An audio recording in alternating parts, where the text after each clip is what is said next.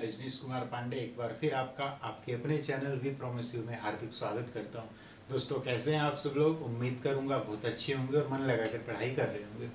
तो दोस्तों, जैसा कि प्रीवियस वीडियो में मैंने आपको द रेगुलेटिंग एक्ट 1773 के बारे में बताया था, ठीक है। तो आगे को पॉलिटिकल साइंस की सीरीज को आगे बढ़ाते हुए हम आज की क्लास में, आज के लेक्चर में पढ़ेंगे पिट्स इंडिया एक्ट 1784 का पिट्स इंडिया एक्ट क्या था। दोस्तों, उससे पहले मैं चीज़ें आपको कुछ रिकॉल करा दूं, जैसे कि रेगुलेटिंग एक्ट 1773 में क्या था। रेगुलेटिंग एक्ट 1773 में जो बंगाल का गवर्नर था उसको बंगाल का गवर्नर जनरल कहा जाने लगा था, ठीक है, जो कि वॉरेन हेस्टिंग्स थे, ठीक है। इसके अलावा जो बम्बई और मद्रास थे उस क्षेत्रों को कलकत्ता के अधीन कर दिया गया। इसके अलावा क्या था, जो इम्पोर्टेंट चीज़ें हैं वो मैं रिकॉल करा रहा हूँ आपको। इसके अलावा सन 1774 ईस्वी में सुप्रीम कोर्ट की स्थापना हुई। कहाँ हुई आपको कमेंट में बताना, ठीक है। तो इसके बाद ये कुछ इम्पोर्टेंट चीज़ें थी पिट्स रेगुलेटिंग एक्ट 1773 की। चलिए आज हम पढ़ते हैं पिट्स इंडिया एक्ट 1784। तो दोस्तों, ये क्या है, इसके नाम में रेगुलेटिंग क्यों नहीं आया, ठीक है। तो दोस्तों, जो रेगुलेटिंग एक्ट या जो चार्टर एक्ट थे वो 20-20 साल के लिए थे। अब आपका क्वेश्चन होगा कि जब ये 20-20 साल के लिए थे तो जो रेगुलेटिंग एक्ट था वो 1773 में, तो 20 साल तो 1793 में होना चाहिए, लेकिन ये तो 1784 है, ये क्यों आया? तो दोस्तों, ये इसलिए आया क्योंकि जो रेगुलेटिंग एक्ट का जो उद्देश्य था लाना, वो ये था कि कंपनी में जो व्याप्त भ्रष्टाचार या जो अनियमितता या जो मतलब एकाधिकार नियंत्रण, उन सारी चीज़ों को रेगुलेट करने के लिए लाया गया था, ठीक है। इसके लिए 20 साल समय रखा गया कि 20 साल के बाद हम इसकी पुनर्विचार करेंगे और तब इसे कंटिन्यू करेंगे। लेकिन जो उद्देश्य था रेगुलेटिंग एक्ट को लाने का, वो उद्देश्य सफल नहीं हो पाया, ठीक है। यानी कि कंटिन्यू इसमें भ्रष्टाचार रेगुलेटिंग एक्ट लाने के बाद भी बढ़ता गया। तो दोस्तों, पिट्स इंडिया एक्ट इसीलिए लाया गया, जो रेगुलेटिंग एक्ट था उसमें जो अनियमितता, जो भ्रष्टाचार, कुप्रशासन था, वो रेगुलेटिंग एक्ट लाने के बाद भी जो है सक्सेस नहीं हो पाया। इसी कारण हमें पिट्स इंडिया एक्ट 1784 में लाना पड़ा। अब इसका नाम पिट्स इंडिया एक्ट क्यों है? तो दोस्तों, उस समय तत्कालीन जो ब्रिटिश प्रधानमंत्री थे उनका नाम था विलियम पिट, और इन्हीं के द्वारा ये ब्रिटिश पार्लियामेंट यानी कि ब्रिटिश संसद में पेश किया गया था। तो इन्हीं के नाम पर इस एक्ट का नाम पिट्स इंडिया एक्ट 1784 रखा गया। दोस्तों, इसकी कुछ महत्वपूर्ण चीज़ें हम रिकॉल करेंगे, क्योंकि बहुत सारा सिलेबस है और सब सिलेबस को एक टाइम के अंदर कंज्यूम करना बहुत मुश्किल है। इसलिए जो इम्पोर्टेंट ब्रॉड पढ़ेंगे, लेकिन जो उसके इम्पोर्टेंट सेगमेंट है उस पर ज़्यादा ध्यान करते हुए इस चीज़ों को करेंगे। तो दोस्तों, चलिए शुरुआत करते हैं। रेगुलेटिंग एक्ट के बाद भी कंपनी के प्रशासन में कोई सुधार नहीं हुआ, इसलिए पिट्स इंडिया एक्ट 1784 में लाया गया। दोस्तों, दूसरा कारण क्या था? ये जो सुधार नहीं हुआ था इसलिए तो लाया गया था, लेकिन जो इससे पहले जो था रेगुलेटिंग एक्ट 1773, उसमें क्या होता था, गवर्नर जनरल और उसकी जो 4 सदस्य परिषद होती थी, ये किसी भी चीज़ को, कानून को बनाना, ये सारी चीज़ें ये देखते थे। लेकिन दोस्तों, क्या हुआ, इन 4 जो सदस्य थे और जो गवर्नर जनरल था, इनमें भी अनबन होने लगी, इनमें भी गतिरोध उत्पन्न होने लगा वर्चस्व को लेकर। क्या होता था कि 4 सदस्य एक साथ मिल जाते थे, अकेला गवर्नर जनरल था, ठीक। तो चीज़ें अनबन होनी शुरू हो गई, ठीक है। जो भी डिसीजन था वो डिसीजन नहीं हो पा रहा था। अगर मान लीजिए गवर्नर जनरल उस चीज़ के खिलाफ है या उस चीज़ के पक्ष में नहीं है, फिर भी मजबूरी में उसे उसका साथ देना पड़ता था।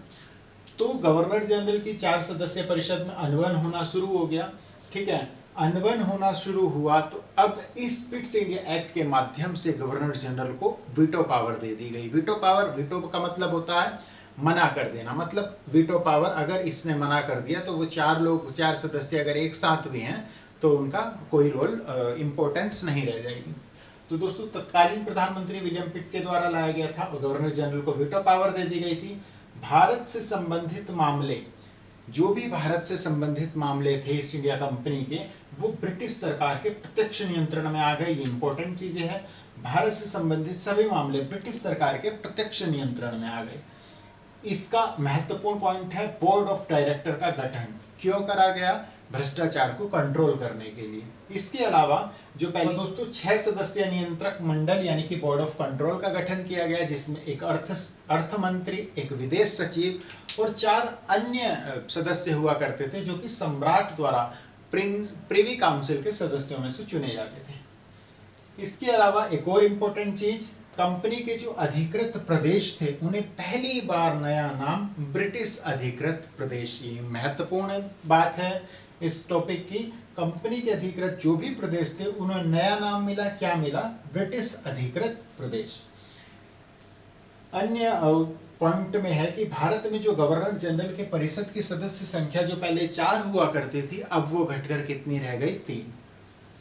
बंबई तथा मद्रास की जो सरकार है उसको पूरी तरह से बंगाल सरकार के अधीन कर दिया गया। ठीक है, एक बार और देख लेते हैं इंपॉर्टेंट चीज। रेगुलेटिंग एक्ट के बाद भी सुधार नहीं हुआ, इसलिए पिट्स इंडिया एक्ट 1784 लाया गया। गवर्नर जनरल की 4 सदस्य परिषद, उनमें अनबन शुरू हो गई। इस कारण क्या हुआ? इसकी सदस्य संख्या 3 हो गई और इस गवर्नर जनरल को वीटो पावर मिल गई। इसका नामकरण क्यों हुआ? उस समय तत्कालीन प्रधानमंत्री विलियम पिट थे। ठीक है, भारत से संबंधित सभी मामलों को ब्रिटिश सरकार के प्रत्यक्ष नियंत्रण में लाया गया।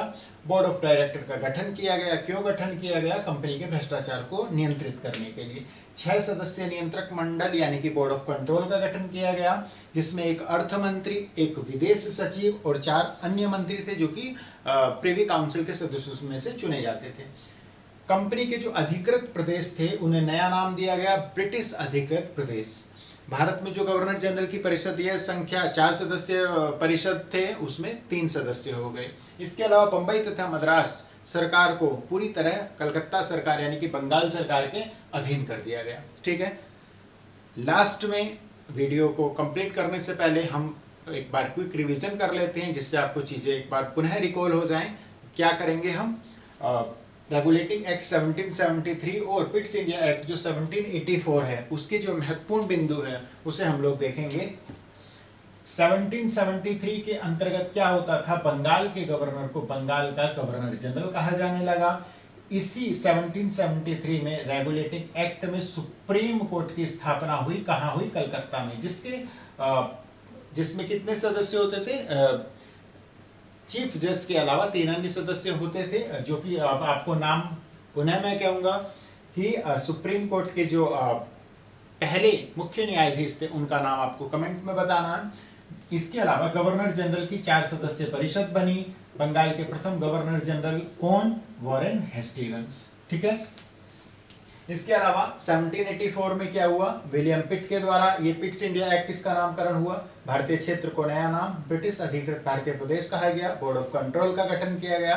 ठीक है, गवर्नर जनरल को वीटो पावर दे दी गई। एक परिषद, गवर्नर जनरल की परिषद में कितने सदस्य कर दिए गए? 4 से 3। तो दोस्तों उम्मीद करूंगा ये दोनों टॉपिक आपको बहुत अच्छे से कवर हो गए होंगे। एग्जाम में छूटना नहीं चाहिए। जब तक एग्जाम ना हो तब तक चीजों को, जितनी भी क्लासेज, जितने भी लेक्चर हैं, उसको कंटिन्यू करते चलिए, चीज़ों को कनेक्ट करना सीखिए। उम्मीद करूंगा बहुत अच्छे से समझ में आया होगा। मन लगा कि आप लोग पढ़ते रहिए और इस चैनल को प्लीज़ ज़्यादा से ज़्यादा सपोर्ट करिए। ज़्यादा से ज़्यादा जो भी आपके मित्र मंडली हो जो कॉम्पिटिटिव बैच की तैयारी करते हों उन्हें शेयर कीजिए, सब्सक्राइब करवाइए, लाइक, कमेंट्स बताइए। कमेंट्स के माध्यम से जो भी मेरे से त्रुटि हुई हो उसे बताइए, जो भी आप मुझसे जानना चाहते हैं वो बताइए। ज़्यादा से ज़्यादा शेयर कीजिए। मिलते हैं नेक्स्ट वीडियो में, तब तक के लिए नमस्कार।